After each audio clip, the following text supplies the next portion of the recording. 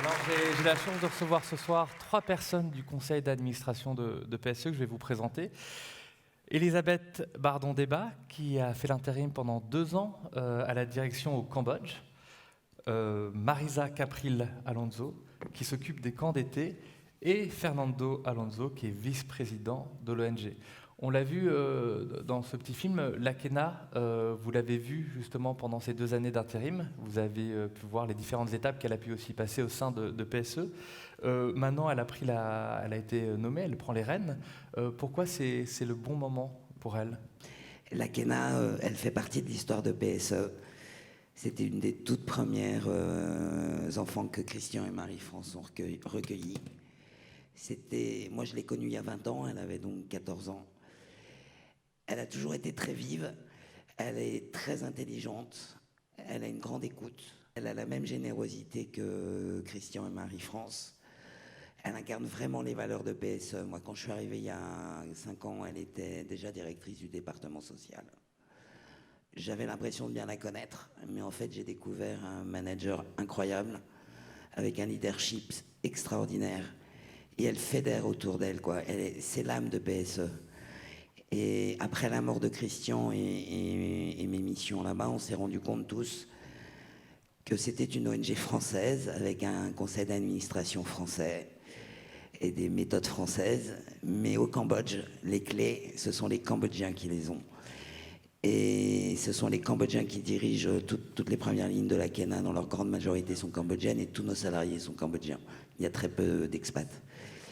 Donc on a décidé avec Marie-France et le conseil d'administration qu'il était important d'avoir la double culture à la tête de l'ONG au Cambodge. Et ce qui était devenu l'Akena, c'est devenu une évidence pour nous que l'Akena, c'est une Cambodgienne avec les codes cambodgiens. Mais elle a été élevée par Christian et Marie-France, donc elle sait aussi très bien naviguer avec des Occidentaux. Donc elle avait grandi, elle était déjà très affirmée dans son job. Elle a une excellente écoute, une grande volonté d'apprendre. Aujourd'hui, elle rayonne et c'est un vrai bonheur de la voir à la tête du centre. Elle a une vraie légitimité. Et justement, vous, Marisa,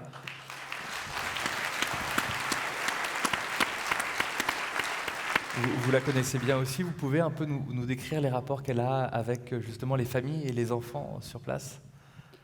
Moi, j'ai connu l'Akena il y a 18 ans. Et ce qui m'a complètement séduite de l'Akena, c'est qu'elle a complètement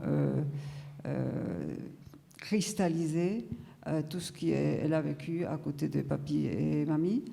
Ça veut dire qu'elle est le vrai exemple de ce que papy lui a appris pendant 14 ans. Quand on voit l'Akena sortir à tout moment aux appels des familles, parce que les familles l'appellent à 1h du matin, à 2h du matin, à 4h du matin, parce qu'il y a un feu, parce qu'il y a un enfant malade, parce qu'il y a un enfant qui ne trouve pas sa maman. Et quand on la voit partir toute seule avec sa voiture, si on a le temps de se mettre dedans, elle nous prend ou on nous laisse. Elle part au secours des enfants. Est-ce qu'elle a appris de Christian et Marie-France? Est-ce qu'elle a dans son cœur? C'est une femme honnête qui inspire parce qu'elle a une légitimité donnée par son exemple, qu'elle a pris de ce qu'elle a appris.